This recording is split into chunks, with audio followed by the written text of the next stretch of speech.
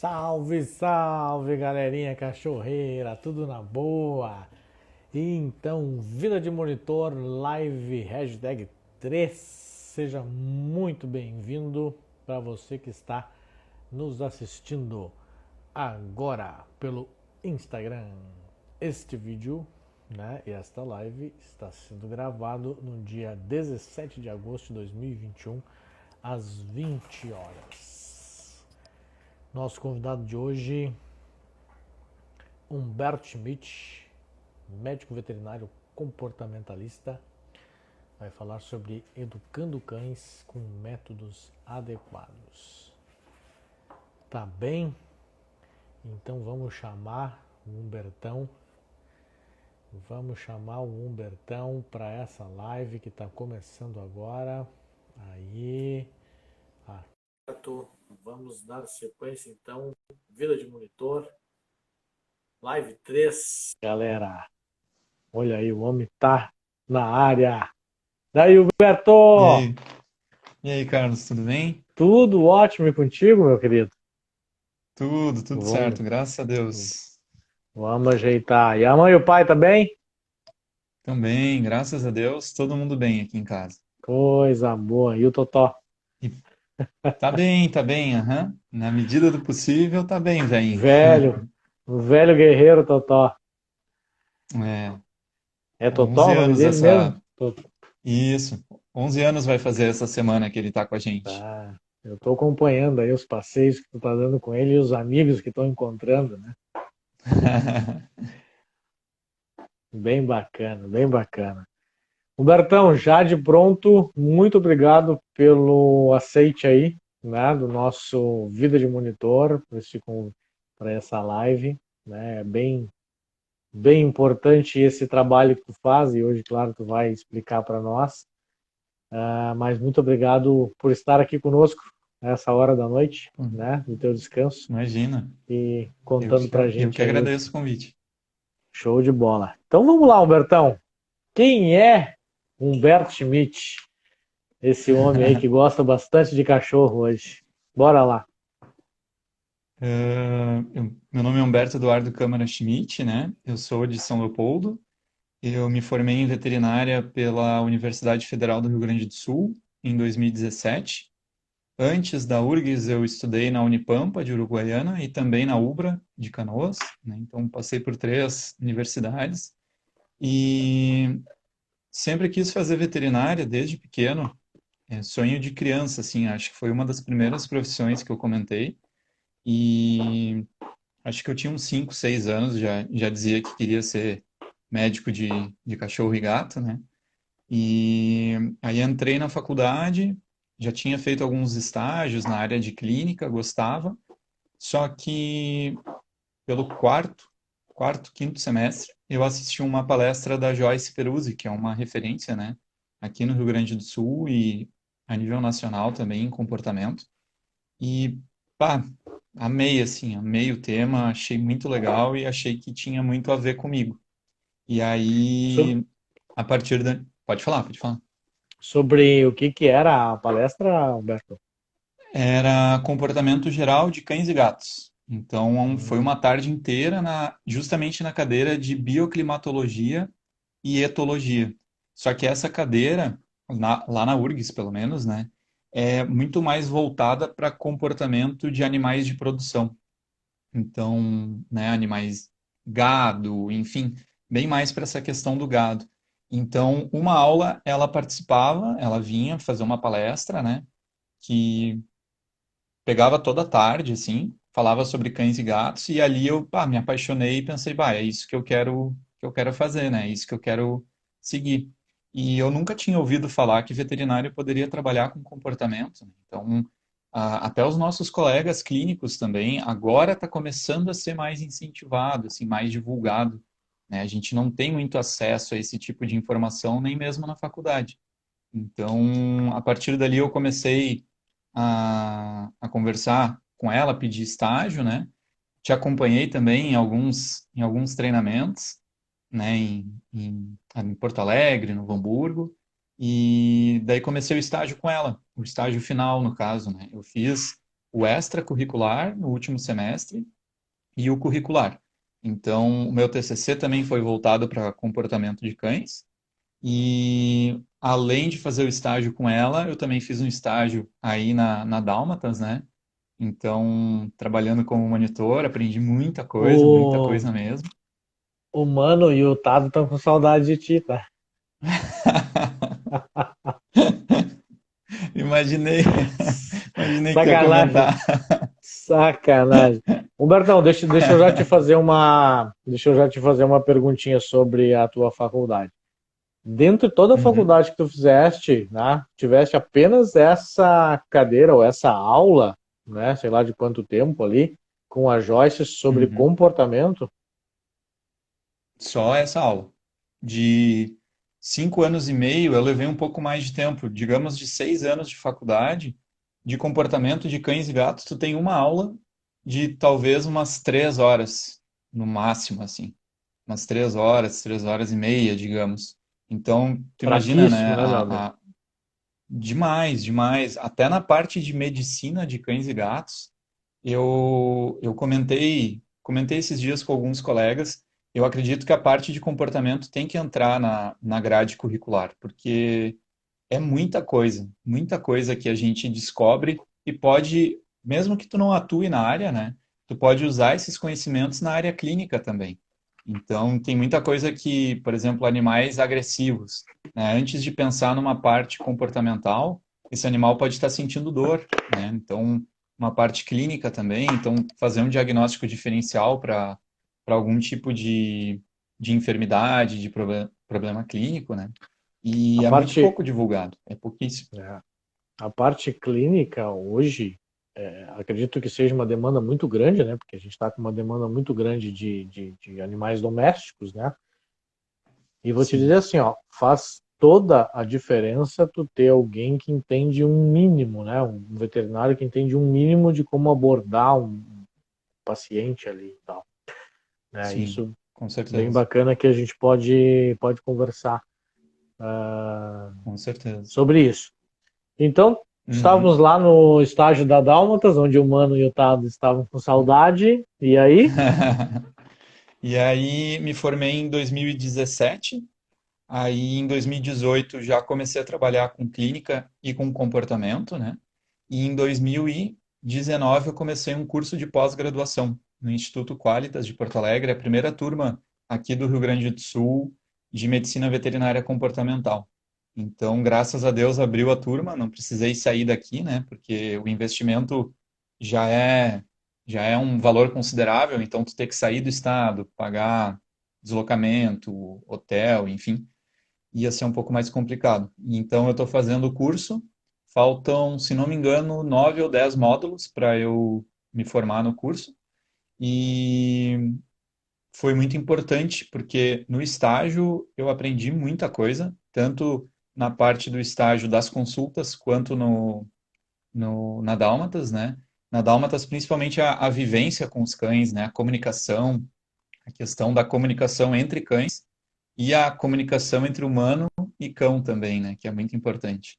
E agora, com a pós, eu estou conseguindo aprofundar ainda mais os estudos e tentar, a partir dessa experiência que eu tenho, mais o conhecimento adquirido na pós, ajudar mais cães e gatos aí, né? A enfrentar os seus problemas comportamentais. Show de bola. O campo de batalha ainda é o lugar que mais nos ensina, né, Humberto? E Com trabalhar certeza. dentro de uma creche, a gente tem algumas possibilidades de vivenciar muitos comportamentos ali que daqui a pouco tu não consegue ver isso fora, né? Com Mas certeza. vamos lá. E essa pós, Humberto, é só sobre comportamento cães-gatos, né? Estou tentando buscar mais informação disso até para a gente poder divulgar, né? Para que a gente Sim, possa sim, ter mais veterinários que busquem, né, essa linha de comportamento, né? Então, hoje eu acredito que no Rio Grande sim. do Sul a gente tenha pouquíssimos, né? Eu conheço três: você, a Joyce e mais uma colega da Joyce, né, que trabalha com ela, A Fernanda. a Isso. Fernanda, isso. Então, eu não conheço outros Uhum. veterinários comportamentalistas. Então, já vamos lá Sim. fazer um jabá dessa pós aí. E me conta um pouquinho dessa pós, assim, é focada em comportamento pet? Isso. O foco é mais cães e gatos, né? Mas eu tive um módulo online com animais exóticos. Então, animais exóticos, assim, compreendia desde a parte de tartarugas, ferrets, coelhos, algumas aves também, foi falado. Parece que nós vamos ter um módulo também sobre comportamento equino, que é algo muito legal também. Na faculdade a gente não teve muita coisa também sobre, mas basicamente ela é focada na parte de cães e gatos, né? Então, E os prin- pode falar, pode falar. equino, hoje a gente já quase considera um pet de casa, né? E é legal porque tem aquela questão da doma racional, né? Eu não entendo Uhum. nada disso, mas eu tenho muito interesse quando vier o módulo para aprender um pouco mais, porque é muito parecido com a questão dos cães, né? Tipo, antigamente pegava o relho e dava no cavalo, e, com o cachorro, né? Pegava o chinelo e dava no cachorro. É bem. Dá para fazer um comparativo, né? Numa evolução assim no tratamento com os cavalos e no tratamento com os cães e gatos também. Hoje se vê muita proibição até das carroças, relhos nas carroças, Isso, tá? Está se levando para isso, esse lado, né? De que os maus tratos realmente isso. seja tratado como maus tratos, né? Porque Sim, nunca foi tratado assim, né? Nunca se teve esse entendimento, enfim. Mas exato. realmente a educação de cães, né? A educação de cavalos, enfim, isso tem mudado bastante. Tem mudado bastante. Graças a Deus. Amém. E Amém. graças a esses estudos, né, de que as pessoas fazem, esses estudos científicos e que mostram, né, os benefícios de tratar, né, de forma diferente, enfim, né, melhor. Com certeza. Com certeza. Mas me chamou a atenção aqui, tartaruga, coelho, aves, e aí tem muito lá que eles te passaram, não? Deu uma falhada bem na hora que tu foi Falhou? falar. Se puder repetir, por favor. Tá, vamos lá. Me chamou a atenção aqui quando tu falou em tartaruga, aves, coelhos e tal. Teve algum desses bem diferentões aí que te chamou a atenção para algum comportamento bem diferente, assim, não? Do que a gente está habituado, obviamente, né? Ah, deixa eu tentar resgatar esse módulo já faz um tempinho, mas tu diz de um comportamento diferente, assim, que chamasse atenção, não de uma espécie diferente, né, no caso. Sim. E eu É, lembro de uma parte de aves estressadas que não tinham enriquecimento ambiental, que não tinham, assim, muitos estímulos, que poderiam fazer o arrancamento de penas. Então, a gente vê algo comparando aos cães e gatos, né? Algo um pouco mais parecido na questão de comportamentos compulsivos, né?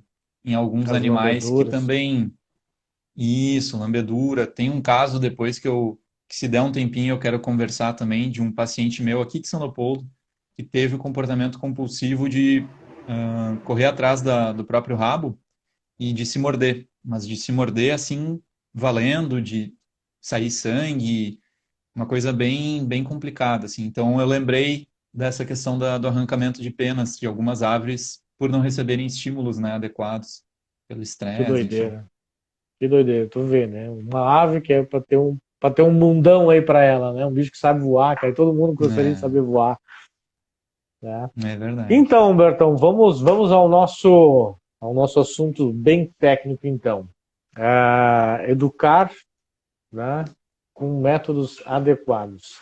Explica para nós o que é isso, né? O que isso te fez trazer essa vontade de conversar sobre esse assunto, né? E o que tu enxerga, né, nesse sentido aí de educar com métodos adequados.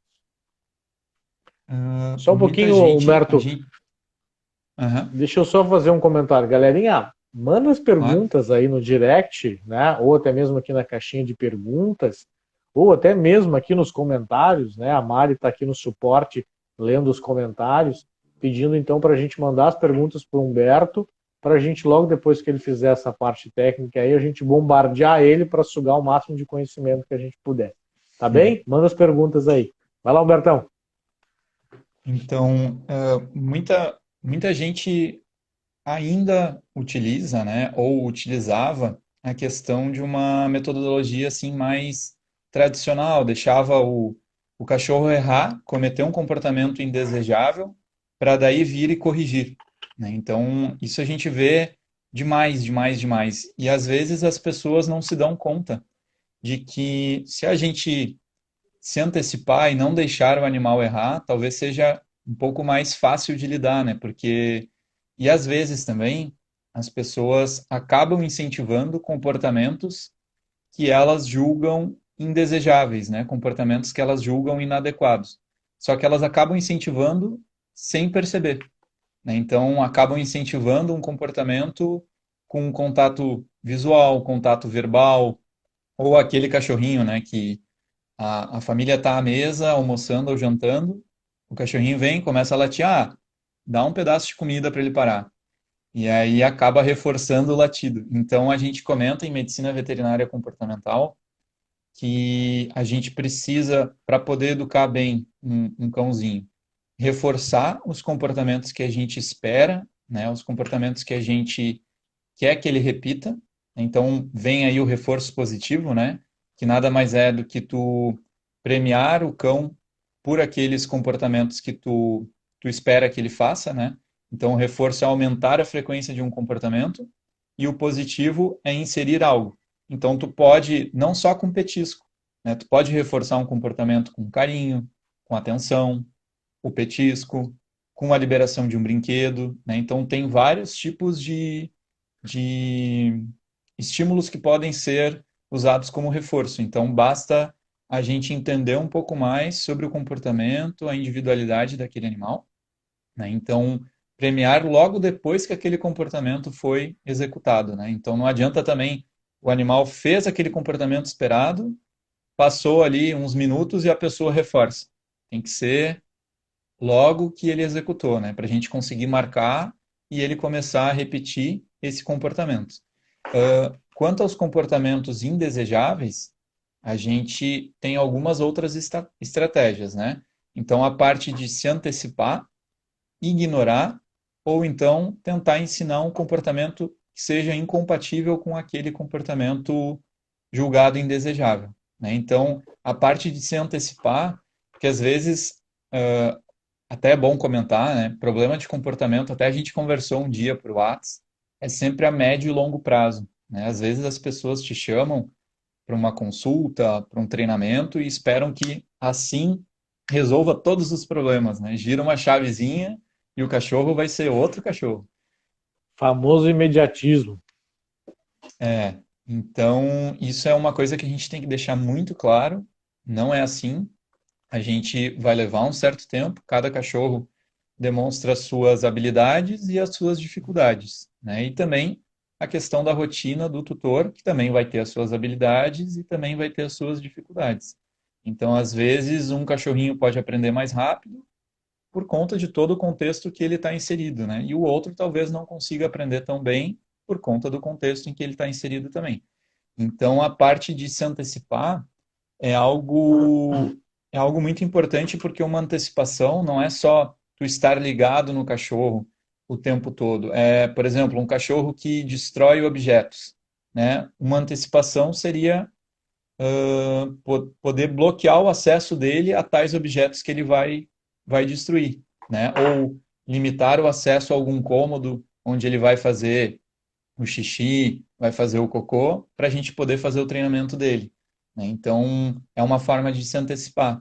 Alguns comportamentos a gente consegue ignorar, né? Então, por exemplo, o caso que a gente comentou antes, né, do cachorrinho que late à mesa, né? Tem duas formas. A gente pode se antecipar e dar um brinquedo para ele recheado com comida nesse momento, para ele ficar focado ali e não latir, ou então ele ele está à volta, começou a latir, ignora, e aí depois de um tempinho que ele ficar tranquilo, relaxado, muito bem, faz um carinho, e aí sim a gente dá atenção, para não reforçar o latido, né? E a parte que eu comentei de ensinar um comportamento incompatível é, por exemplo, aquele cão que pula muito para chamar atenção, né? Então ele pula, pula, ele aprendeu que pulando ele ganha carinho, que as pessoas falam com ele, que pegam ele no colo.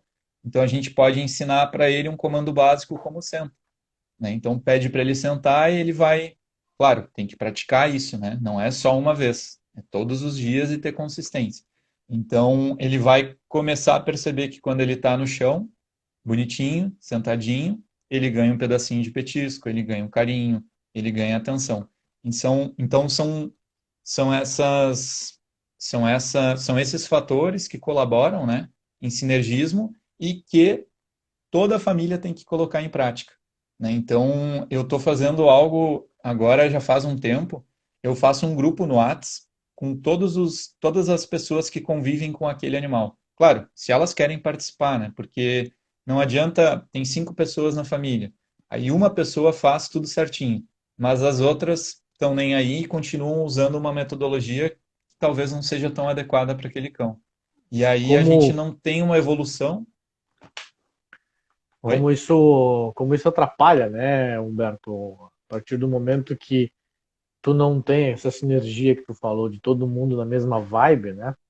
Como isso vai Isso. dificultar para o cachorro o entendimento do cachorro, né? De que como que pode, na presença dele é de um jeito, na outra é de outro. Isso na cabecinha do cachorro deve de dar um banzé, né? Com certeza. É importante ter consistência, né? Todo mundo seguindo o mesmo método em prol da educação, do treinamento do pet. Porque é bem isso, na medida que uma pessoa segue uma metodologia e outras duas, três seguem outra, o cachorro vai ficar perdido, né? Então, se todo mundo colaborar, a gente consegue aumentar a eficiência nesses treinamentos, nessa educação, né? E, claro, é a questão de fazer todo dia, nem que seja um pouquinho, né? Gradual. Pode ser alguns treinos, algumas. Nem tudo é treinamento, mas sempre estar atento para reforçar o que tu espera do cachorro, né? Então, a, a, essa questão da atenção e a rotina, né? Cachorro gosta muito de rotina, então ter uma previsibilidade do que vai acontecer, não precisa ser bem um horário fixo, né? A gente sabe que a rotina das pessoas é muito corrida, enfim, mas pelo menos horários mais ou menos previsíveis para treinamento, para interação, para passeio, né? Para o cachorro diminuir a ansiedade também, porque ele tem uma certa percepção de que, depois disso vem isso e isso, então ele tem um certo, digamos, controle, né, sobre o que vai acontecer. Então é muito importante também. Isso é uma coisa bem bacana que tu falou, que o cachorro tem um certo controle, né? Como eles às vezes parece que sabem os horários que as coisas vão acontecer e tal, né? E os Aham. cachorros antecipam isso, né? Obviamente eles fazem uma leitura da nossa rotina, né?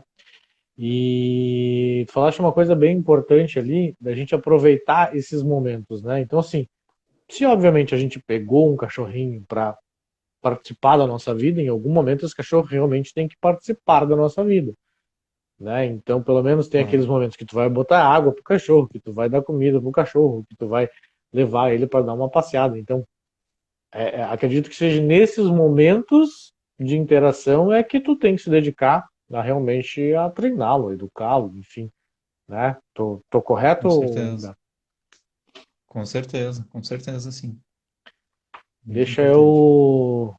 deixa eu te trazer um caso que apareceu para mim essa semana aqui, e tu já dá teu parecer aí sobre os Uhum. latidos, tá?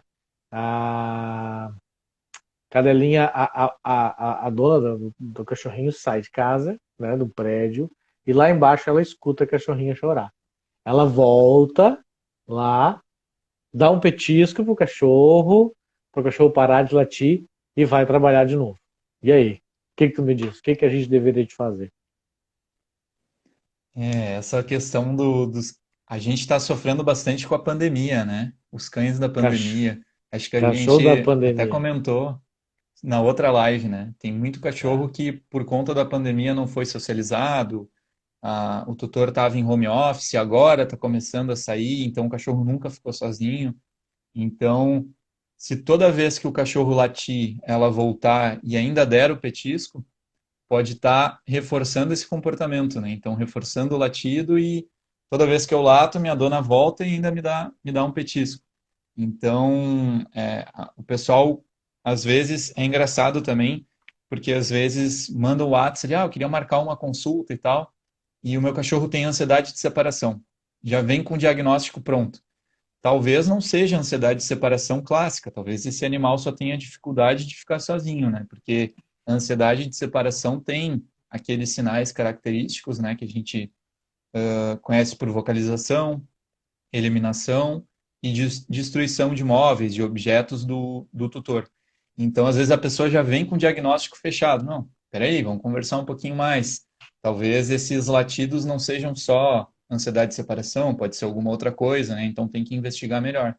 Então, cães que ficam assim, a gente primeiro tem que conhecer mais da rotina dela, mais do comportamento do cão.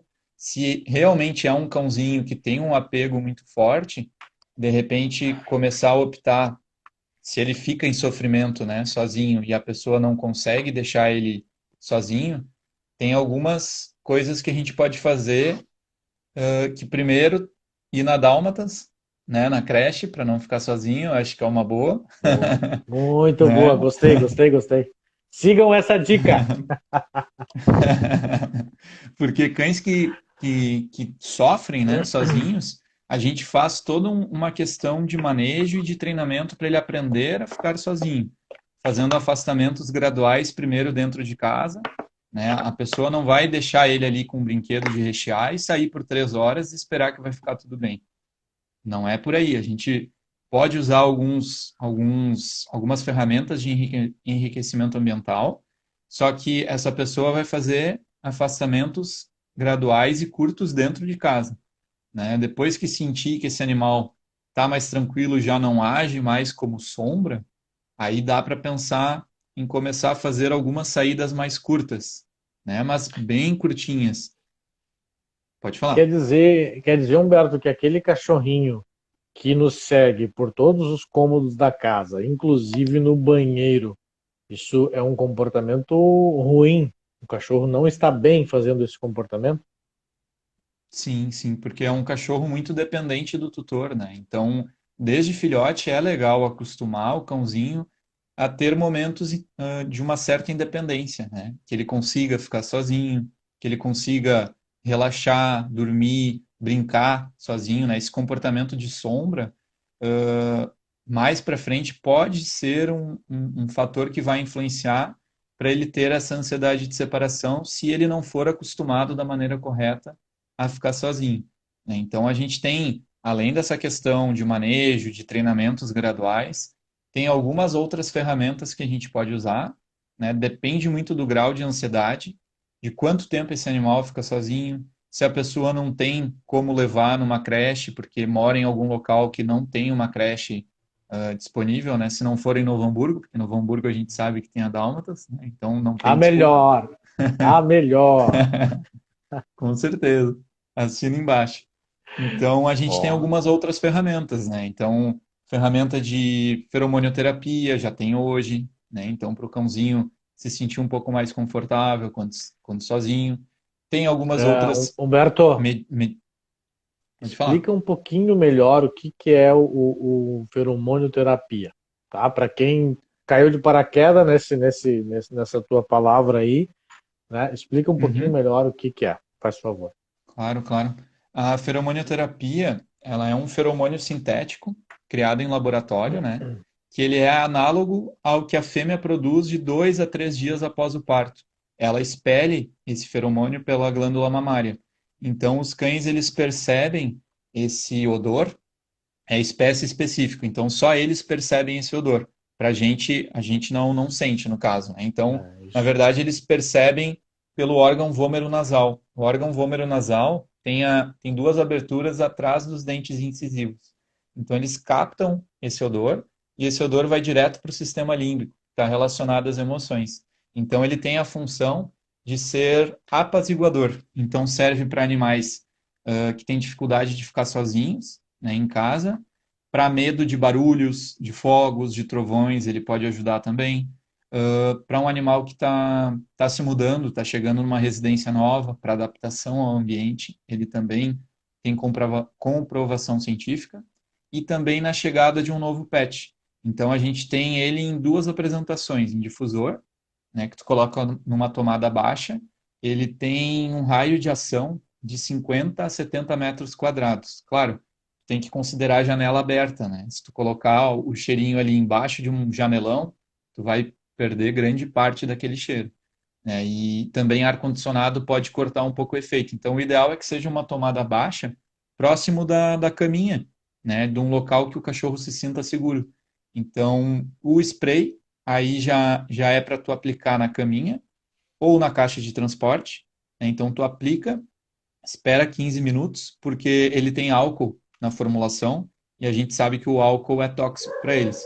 Então, os 15 minutos é para evaporar esse álcool e aí o cãozinho vai ali, percebe aquele cheiro e tende a ficar um pouco mais tranquilo, né? Então, alguns colegas também usam na mesa do veterinário, né, para tentar deixar os animais um pouco mais tranquilos, né? Porque a gente sabe que tem muito animal com dificuldade, né, de atendimento, de vacina, de manipulação. E então são algumas ferramentas. E além disso, voltando àquele assunto que a gente falou da ansiedade de separação, né? Tem algumas medicações que a gente pode usar também, mas aí vai de acordo com o contexto. Que loucura isso, Humberto. A gente tem Hum. sintetizado um odor que é expelido pela mãe, digamos, desse cachorro, para que tranquilize o animal. Cara, Perfeito, né? que loucura isso. E eu sei É, que funciona, é, né? Eu sei que funciona. sim. Não, E é é muito. uma ferramenta ótima. É. Então, Humbertão, tem algum caso aí que tu tenha trabalhado ou estás trabalhando, que tu pode nos detalhar aí o máximo possível para que a gente consiga, né, e para que a nossa Claro, audiência consiga entender e daqui a pouco nos ajudar num processo de educação dos claro, filhotes, dos com, cães? com certeza. Eu tenho um caso, até puxando daquilo que nós conversamos no início da live, né, do pássaro que arrancava as penas. Eu tive um caso em São Leopoldo. Hoje ele já está de alta, tá mais tranquilo. Ele, a família fez em 2019, eu atendi ele, só que foi cerca de um ano e meio de tratamento. Então agora na pandemia que ele recebeu a alta, né, no caso. Então a família fez uma reforma em casa, mas aquelas reformas grandes, né, que muita circulação de pessoas, barulho, né, de máquinas. Então toda a rotina, todo o ambiente do animal foi alterado. E a partir dali, alguns dias depois, ele começou a mostrar o comportamento de correr atrás da própria cauda, né? Só que não só correr atrás da própria cauda, ele mordia. Ele mordia, saía sangue e era uma situação bem complicada. Então, a, a tutora dele levou não, ela entrou em contato com a clínica, comentou, e aí a clínica me conhecia e falou: Olha, eu acho que isso aí é mais comportamental. Tenta ver com um veterinário comportamentalista antes. Então, eu fui até a residência, né? Isso eu até não expliquei, as minhas consultas eu prefiro fazer em domicílio, né? Então, para observar já o ambiente em que esse animal está inserido, poder propor algumas mudanças, né? Para aumentar o bem-estar e a qualidade de vida, né? Desses pets. Então, eu fui até lá e aí a gente conversando, a gente viu que por conta daquele estresse da mudança da rotina e da reforma, ele começou a apresentar esse comportamento, porque o comportamento compulsivo ele pode ser genético ou pode aparecer depois de algum tipo de mudança de estresse muito grande. Então, ele começou depois desse evento negativo para ele. E aí, qualquer qualquer situação durante o dia que deixasse ele um pouco mais estressado, ele procurava a cauda e começava a morder, e até no dia da consulta, ele fez isso. E aí o chão era branco, ficou todo tapado de sangue, assim, foi bem intenso. E foi o primeiro caso compulsivo que eu peguei. E aí eu comentei com eles, porque o caso compulsivo, comportamento compulsivo, ele mexe com a química do cérebro, né? Então tem alteração em neurotransmissores, né? Então, serotonina, dopamina. Então a gente, além de uma questão de manejo, enriquecimento ambiental, a questão dos passeios, né? A questão da educação com os métodos que a gente falou de reforço, antecipação, ignorar e ensinar o comportamento alternativo, a gente entrou com medicação, porque como envolve essa questão de neurotransmissor, a medicação foi muito importante, né, para ele diminuir esses episódios de ataque à própria cauda. Então a gente começa com uma medicação de uso contínuo, né, para ele tomar todos os dias, uma vez por dia, para aumentar os níveis de serotonina e deixar ele um pouco mais relaxado. Eles comentavam que ele não conseguia dormir à noite. Ele estava num nível de estresse muito grande. Então, às vezes, ele ia comer e no momento que ele ia comer, ele dormia em pé e logo dava um barulho que ele parecia que ele ia relaxar, ele já ficava alerta de novo. E aí, se fosse algum barulho, alguma coisa que deixasse ele muito estressado, aí ele começava a ir atrás da própria cauda e se mutilar. Pode falar? Humberto, então não tinha um gatilho em específico nesse caso. Foi todo um contexto geral da casa. E aí ele absorveu vários gatilhos, né? Tudo que tirava Isso, ele de um certo equilíbrio, ele já se transformava. exato. Bem, Exato. bem, bem. A minha Pode falar. presença foi o que despertou a questão dele ir atrás da própria cauda. Ele estava com muita dificuldade de interagir com outras pessoas também. Então eles trouxeram ele para o ambiente.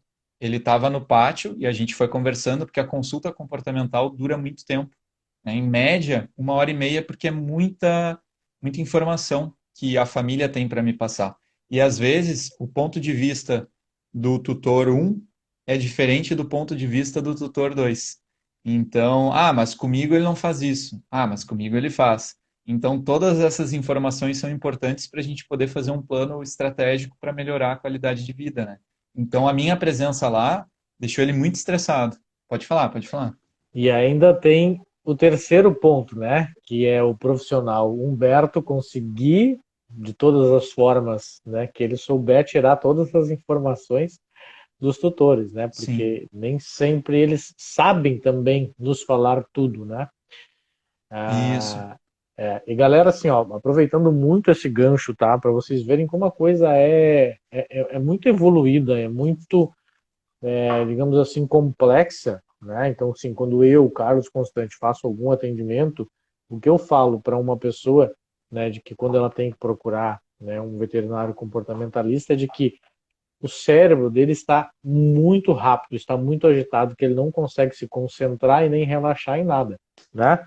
Essa é a minha fala. E a fala do Humberto, né, é alterações dos neurotransmissores. É para tu ver que tem que ter Uhum. estudo. É, Mas isso é muito mas às importante, cara. É muito vezes. importante porque me ajudou muito como treinador de cães, né, existir pessoas como você, né? Existir pessoas como a Joyce que está alavancando e você, né, alavancando essa profissão de médico veterinário comportamentalista. Então, cara, é muito bacana. E problemas que antes a gente não conseguia ter um norte, hoje a gente tem, né? Hoje a gente tem. Sim, graças a Deus, né? Isso. E a tendência é só aumentar, né? Então tem campo para muito veterinário atuar em comportamento, porque aqui no estado a gente conta nos dedos, né? Então tem campo para muita gente. Então eu sempre que posso, quando os professores convidam assim, de forma online, né, agora na pandemia, ou antes também, quando podia presencial, eu ia lá na URGS em alguma cadeira, né? Então, para conversar com os colegas e apresentar, porque muitas vezes o profissional em veterinária se forma e nunca teve o menor contato com essa área, né? E quando vê é algo que ele poderia atuar e que ele gosta, né? E só fechando o caso desse cachorrinho, a gente começou a usar a medicação para deixar ele mais relaxado, né? E aí, com a questão da medicação, houve uma melhora na qualidade do sono dele. A gente conseguiu praticamente quase, quase zeramos os episódios de perseguição à cauda, né? Nesse meio tempo, a família acabou adotando um filhote, que nesse caso foi positivo, né? Às vezes as pessoas perguntam: ah, mas será que eu adoto outro cachorro? Será que vai dar certo? Olha, não tem como dizer que vai dar certo e não tem como afirmar que vai ser totalmente errado, né? Então, pode ajudar muito, mas também pode acabar tendo dois problemas em casa, né? Então, a nossa sorte ali, eu não recomendei. Não, eles, na verdade, eles nem conversaram comigo antes. Se tivessem conversado, eu ia dizer, olha, vamos esperar um pouquinho. Mas a sorte é que deu certo. Então, É, acabou ajudando muito ele. eu sempre digo que é 50-50, né? 50% para É, cada lado. exato. Pode ajudar Não tem muito, como como saber, pode né? piorar muito. Exatamente. Então, esse cachorrinho, a gente ficou, se não me engano, um ano e meio, com a medicação, com enriquecimento ambiental, com toda a questão de manejo com ele, né? O maninho novo ajudou bastante também a melhorar a qualidade de vida, ele começou a brincar, e foi interessante que eu fui lá mais algumas vezes, né, para poder fazer o acompanhamento, e eu até postei no Insta, a segunda vez que eu fui lá, eu não me lembro agora quanto tempo fez, né, entre o primeiro atendimento e o segundo. Mas na segunda vez ele veio, comeu petisco, subiu no meu colo, tentou lamber meu rosto, sabe? E na primeira vez ele não queria nem me ver pintado de ouro e mesmo levando petisco ele não me aceitou no ambiente. Então eu fui um estímulo que acabou causando aquele comportamento de seguir a própria cauda. E aí a partir do segundo e dos outros atendimentos, ele veio no meu colo, ele interagiu, ele recebeu carinho. Então isso é muito gratificante, né? Então para algumas pessoas tá, só fez carinho no cachorro e está postando uma foto. Mas o antes e o depois, pai, e tu saber que tu impactou não só na qualidade de vida do pet, mas da família, porque a família sofre junto, né? Então imagina passar por aquela situação tensa, né? Animais com esses comportamentos, animais agressivos, ou quando um bebê chega, né? E aí a pessoa chega para ti e fala, olha, eu tô quase doando o cachorro, né? Então já aconteceu algumas vezes e a família não quer fazer isso porque ela é apegada ao pet, né? Mas é a criança que chegou, então tu conseguir ajudar essas famílias, nossa, é muito gratificante, é muito legal. Só que leva um certo tempo, né? Esse cachorrinho que eu te comentei foi um ano e meio. Agora ele não ganha mais a medicação, a gente conseguiu tirar. Então, e muitas pessoas têm dificuldade em aceitar, né? Rola às vezes um certo preconceito, né? Algumas pessoas não querem que o cachorro tome pelos seus motivos, né? Mas a gente conversa, faz uma conversa com bastante paciência, explicando os prós da medicação para poder ajudar esse animal. E não é que ele vá precisar a vida inteira, a gente vai conseguindo ajustar, né? Talvez ele precise tomar por mais tempo, sim, mas a gente vai fazendo um acompanhamento com exames de rotina, né? Exame de sangue para ver como é que ele está. E mais para frente vai se tentando fazer uma retirada, só que uma retirada gradual também. Sim. Isso é bem bacana, tu comentaste sobre a medicação e preconceito, né? Eu já passei, obviamente, dessa fase, né? E muito me coloco naquela fase de sair de um adestramento, de ser um adestrador tradicional para ser um adestrador positivo, que a gente chama, né? Que é, enfim, cuidando Uhum. também dos sentimentos daquele indivíduo. E o como é difícil tu fazer as coisas sem que tu experimente as coisas, né? Então é muito fácil dizer que daqui a pouco não funciona, né? Ou eu vou estar trabalhando com um cachorro chapado de remédio, né? E não é por sim, aí, né? Então, assim, aos adestradores que daqui a pouco vão ver esse vídeo ou estão vendo esse vídeo, né, e não gostam dessa metodologia, eu faço a pergunta: já usou essa metodologia? Né? Então, assim, se tu não usou, abra um pouquinho mais esse leque, né? Experimente para que você tenha uma percepção. Beleza, se tu não gostou, né? Mas daí segue vida, né? A gente não obriga ninguém a usar isso, né? claro. Então, assim, Sim, com certeza. mas é muito importante porque a gente vê resultados, a gente vê pessoas sérias trabalhando, a gente vê isso na ciência, né? E a gente tem resultados próximos, como tu comentaste agora. E, obviamente, é um trabalho de formiguinha, né, Humberto? Tu levou aí um ano e meio, não é tu levou, né? É um conjunto de pessoas, uma família inteira com uma ajuda profissional, levaram um ano e meio para botar um cachorro no eixo, né? Então, daqui a pouco esse Isso, cachorro, sei lá, vai viver 15 anos.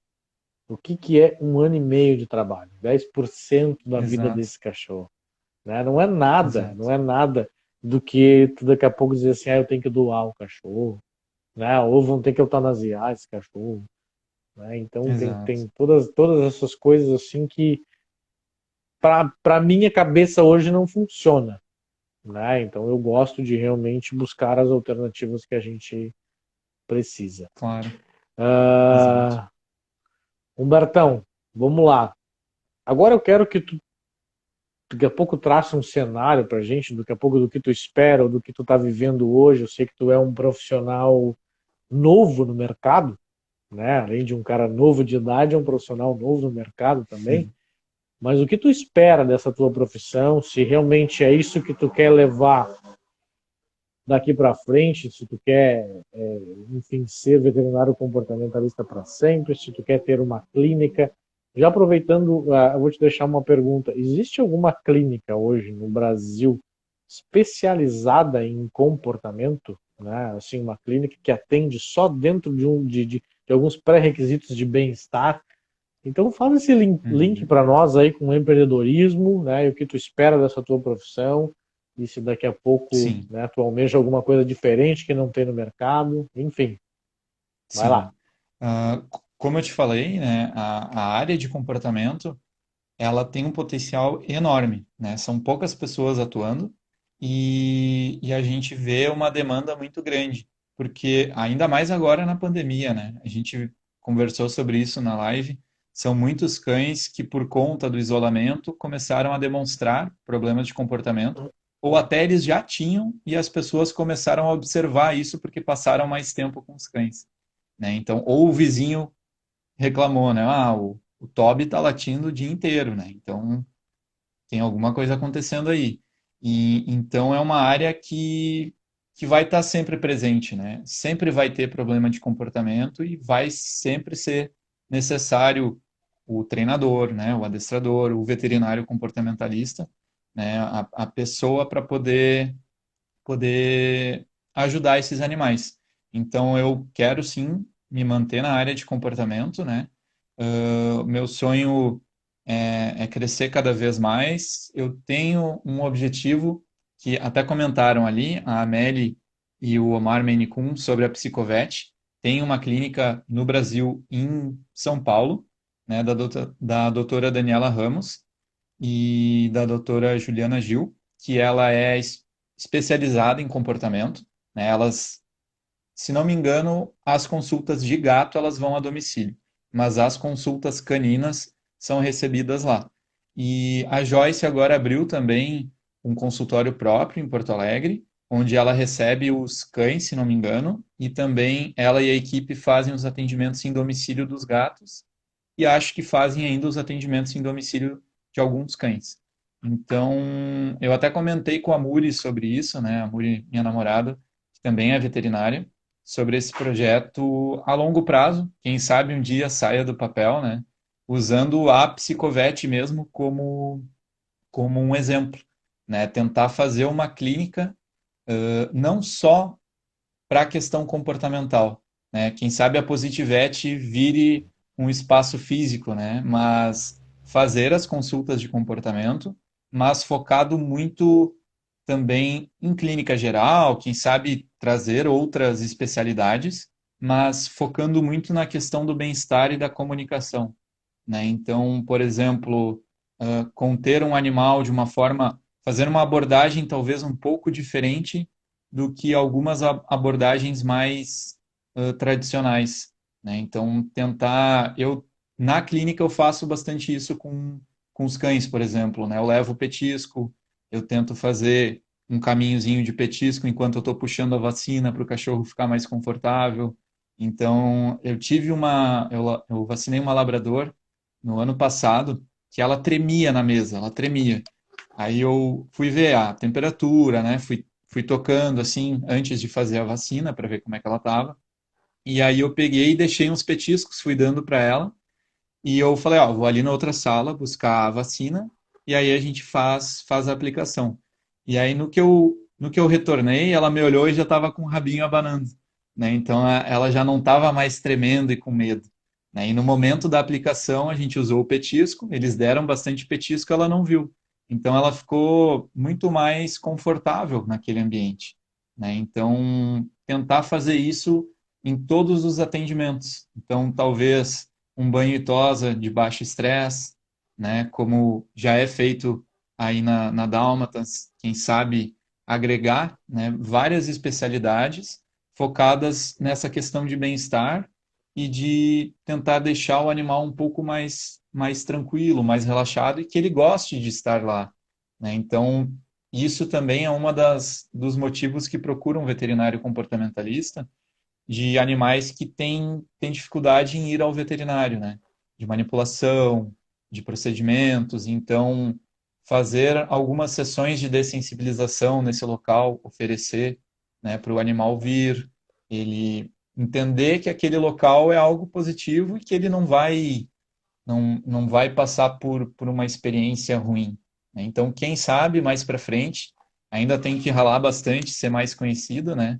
Eu uso bastante agora o Instagram, faz alguns dias que eu não publico, mas o que me dá mais retorno são as indicações de clientes e indicações de colegas veterinários, né? Então, graças a Deus, o número de consultas vem aumentando bastante, né? Tem que agradecer muito, porque como é uma área muito nova, como tu comentaste, eu sou novo também no mercado. Eu me formei em 2017, né? Então é bem recente. Então, às vezes, as pessoas ficam assim, mas esses dias na clínica foi engraçado. Alguém me perguntou, mas tu é estagiário? Deu, não, não, eu sou formado, né? Sou veterinário, porque com a máscara e tal, a pessoa olha assim, mas um guri novinho, né? Por um lado, eu fiquei feliz porque me consideraram novo, né, jovem. Por outro, eu fiquei meio, putz, pô, parece que eu não sou formado ainda. Então, tem que ralar bastante, né? Tentar divulgar pelo Insta, essas lives, palestras e conversar, né? Eu tento conversar bastante com os colegas veterinários para eles saberem que existe isso, né? Então, às vezes, surge um problema comportamental na clínica e se esse colega não sabe, né, que existe um profissional para isso, aquele problema pode passar e afetar também a parte clínica do animal, né, porque o estresse baixa a imunidade, né, então ele pode ficar propenso a ter outros tipos de problemas. Então, quem sabe mais para frente a Positivete não vire um espaço físico aí. Vamos torcer e vamos Show, lutar para isso, né? show de bola. Eu acho que um bom caminho, né, Humberto? Primeiro seria uma formação, né, dentro da faculdade com mais abordagem sobre comportamento, né? Acho que aí Com certeza. é um bom início. E outra, né, de que eu te sugeriria a começar a falar, né, o teu público de Instagram, buscar profissionais veterinários, né, para tu falar para esses profissionais, para tu mostrar os teus exemplos, mostrar o teu trabalho, né, daqui a pouco para pessoas realmente da área, né, uma que eles vão poder te indicar e outra que eles vão poder dar um tratamento mais adequado, né, para esses Com animais que certeza. frequentam aonde eles trabalham, né? Então, daqui a pouco é uma, né, de focar e também buscar esse tipo de público né, pros teus negócios, tá? Com certeza. Eu tenho aqui a Amelie e o Omar, né, do Menicom lá, botou que seria interessante uma consultoria para as clínicas veterinárias, que é bem isso que eu estou, né, te Ah, uma propondo, baita ideia. né? Acho que isso é bacana, porque não deve ter no mercado, né? Porque não tem Sim. tantos profissionais. Tu vê o nosso Rio Grande do Sul inteiro aqui, né, nós conhecemos 3 veterinários comportamentalistas. Então, eu acho que é uma área que deve ser muito batida e como tu é um cara novo, eu tenho certeza que tu ia tocar isso muito bem. Teve o que eu acredito que é um conhecido teu, ele botou assim, esse colega tem muito a contribuir na saúde animal e interação do tutor pet. Tiago Galina, conhece? Ah, o Thiago foi meu professor lá na Unipampa. Ah, um abração para ele. Thiago Olha foi aí, meu ó, professor Tiagão, ali pelo quinto, quarto semestre, lá em Uruguaiana. Grande viu só, pessoa. Ah, tá te um assistindo exemplo de aí, profissional. Que que legal. show de bola. A Samantha, né, Pet Sitter de Porto Alegre, botou que é uma área maravilhosa, comportamento é vida, né, tá aí nos assistindo Que também, legal. né, então Muito legal. falaram ali do Psicovet, o Hugo, né, que foi a nossa live da semana passada, ele disse que adora os medicados. Ele disse, é bem mais Ah, tranquilo trabalhar com os medicados. facilita, né? Bah, facilita muito. Ah, com certeza. E o Hugo, ele é filho da Joyce lá também, né? Então sabe que quem é filho Ah, que da legal. Joyce trabalha com muita encrenca, né? Sim, sim, sim. Com certeza. É. Humbertão, chegamos no final desse nosso super bate-papo. Cara, maravilhoso conversar e falar um pouco mais da parte técnica sobre educar cães com uma visão de um médico veterinário, que não é um adestrador, cara. Isso é muito bacana, isso é muito diferente. Traz uma visão com outro prisma, né, para a galera, para nossa audiência, e para a gente ver que existem outras possibilidades, além daquele papo reto que a gente costuma ver aí Sim. no comportamento, tá? Então, te Sim. agradeço demais, mais uma vez, brigadão pela oportunidade de a gente ter esse papo aí. E, cara, se quiser falar alguma coisa, né, fica à vontade, senão nós já vamos para nossa fotinho de final ali, para bater o print e Ah, todo legal. mundo postar para a gente lá. Tá bem? Beleza. Cara, eu que te agradeço pela oportunidade, né, de poder falar também para o teu público sobre essa área que é tão bonita, tão gratificante trabalhar, né, de comportamento. Então, e ainda mais o veterinário poder atuar, né? Então, muita gente às vezes não entende, não percebe que o veterinário também pode atuar nessa área e que ele pode contribuir demais, não só para a questão comportamental, né, bater nessa tecla, mas também para a saúde. É um sinergismo, né, entre a parte clínica e a parte comportamental, é o bem-estar físico e o bem-estar mental, né? E quem ganha não é só o pet, não é só o cão ou o gato, é a família toda, né? Então, todo mundo vai sair ganhando com isso. Então, pô, te agradecer demais pelo convite, foi muito legal, passou muito rápido, parece que a gente recém começou, assim, se deixar, a gente fica conversando por horas, né? Eu gostei demais e Nem espero que a gostamos gente de possa falar de fazer cachorro, né? mais. Com certeza. E eu espero que a gente possa fazer mais lives assim, né? Manter essa parceria, te agradecer muito também. Tu é uma das minhas referências em comportamento, junto com a Joyce aí. Pô, obrigado. É um exemplo de profissional. E, e agradecer aí ao pessoal que nos acompanhou. Eu vi o comentário da Muri ali, que é suspeita para falar. Tu viu? Ó, tem que fazer assim pra amor. É, tem que comparecer, né? É isso aí. E Humbertão, brigadão para obrigado. ti. Brigadão, tá? Toca novos projetos e aí vamos falar de novo sobre esses novos projetos, tá bem? Com certeza, com Galerinha, certeza. boa noite para vocês. Vamos tirar aquele print aí da tela, né? Vamos de coraçãozinho aí, Humberto. Vamos? Foi, de Vai lá, coração. tira print aí, galera. Até a próxima, Vida de Monitor, Live 3 com Humberto Schmidt. Valeu! Até mais. É,